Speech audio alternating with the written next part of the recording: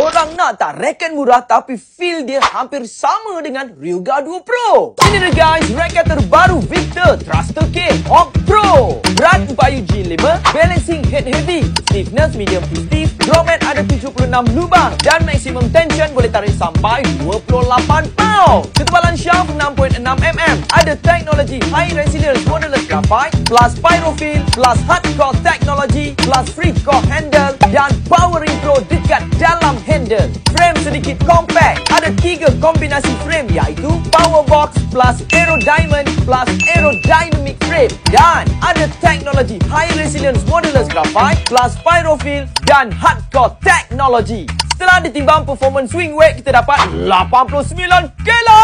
Gabungan semua ni, racket ni boleh support setiap pukulan lebih solid power, drop shot lebih tajam, reflex pantas, zero vibration, swing laju berdesuk dan of course smash letak.